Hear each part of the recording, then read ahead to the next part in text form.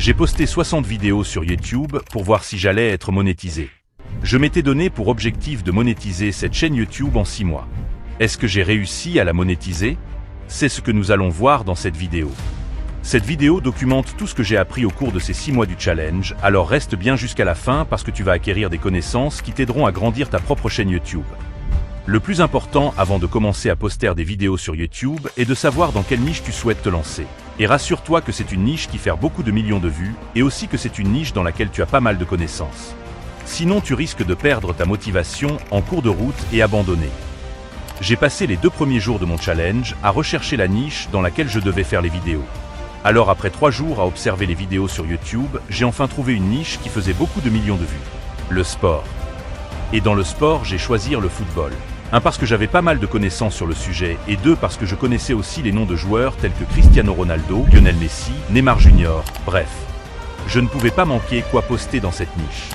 Et je savais aussi que pour poster les vidéos de sport sur YouTube, j'avais besoin de bien les éditer.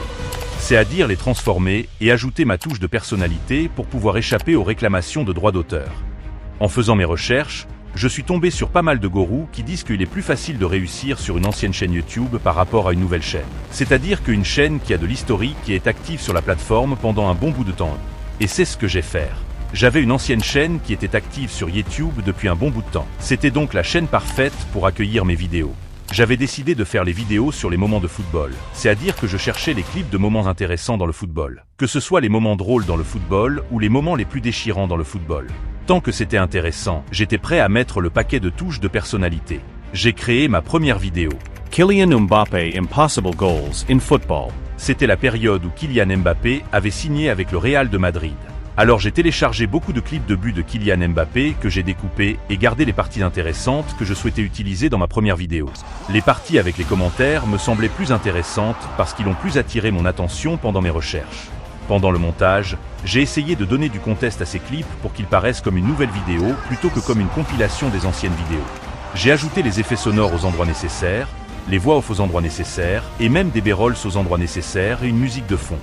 Bref, je mettais le paquet pour que ma vidéo soit plus intéressante que celle dans lesquelles j'ai pris les clips. Je sentais que le montage était parfait, que je voyais que ma était intéressante et totalement différente des autres. J'ai ajusté une musique de fond pour que ça soit plus intéressant, les textes nécessaires et enfin le logo de ma chaîne. Vous remarquerez que toutes les chaînes dans cette niche ont un logo, alors voici un hack concernant les logos. Puisqu'il sera difficile de trouver les clips vidéo qui n'ont pas encore de logo, je vous conseille de trouver les clips qui ont tous leurs logos aux mêmes endroits, comme cela vous n'aurez plus qu'à coller votre logo sur la même position. Une fois le logo terminé, j'ai exporté ma première vidéo de football moment qui me semblait prête à être mise en ligne sur YouTube. Si tu es resté jusqu'à ce niveau de la vidéo, ça signifie que tu es en train d'aimer la vidéo et que ce sujet l'intéresse. Alors c'est le moment de lâcher un like et de t'abonner. Je m'appelle Jordan Njoya. Sois la bienvenue sur ma chaîne, ici je t'apprendrai sûrement tout ce que tu auras besoin de savoir sur la création de contenu, le business en ligne, l'entrepreneuriat. Et installe-toi confortablement pour la suite de la vidéo. Si tu éditais ta vidéo parfaitement comme je viens de te montrer, tu n'auras aucun problème de droit d'auteur. Il était temps de poster ma vidéo sur YouTube et je me suis souvenu de ceci. C'est une erreur que font la plupart des YouTubeurs. De créer la miniature au moment de vouloir poster ta vidéo. Tu n'auras pas suffisamment de temps et de réflexion pour créer une bonne miniature qui résonne avec ta vidéo. Alors je te conseille de toujours créer ta miniature avant de terminer le montage de ta vidéo. De cette façon, tu sauras toujours comment éditer tes vidéos pour qu'elles correspondent avec la miniature. J'ai bien sûr créé une miniature rapidement avec des images de Kylian Mbappé en train de marquer des buts spectaculaires que j'ai téléchargés sur Google. J'ai utilisé mon logiciel de montage pour créer ma miniature. Ma miniature prête, j'ai enfin posté ma vidéo Kylian Mbappé Impossible Goal in Football. Étant donné que la chaîne YouTube sur laquelle je voulais poster ces vidéos n'était pas une chaîne de football à la base, j'ai décidé de programmer cette vidéo pour qu'elle soit publique après 24 heures, pour laisser le temps à YouTube de l'examiner et la monter aux personnes qui aiment le football. Ensuite, j'ai commencé à créer ma deuxième vidéo. Most respectful and emotional moments in football. J'ai créé ma deuxième vidéo, suivant le même principe que je viens de t'apprendre en créant ma première vidéo. 48 heures après ma première vidéo, était toujours à 0 vues quand je voulais poster ma deuxième vidéo. J'ai posté cette vidéo, et quelques heures après elle a commencé à faire des vues. Mais j'avais commis une erreur en créant cette vidéo. Comme ma première vidéo ne faisait pas de vues, ça m'a un peu frustré, alors j'ai fourni moins d'efforts pour cette deuxième vidéo. Elle n'était pas aussi intéressante que la première.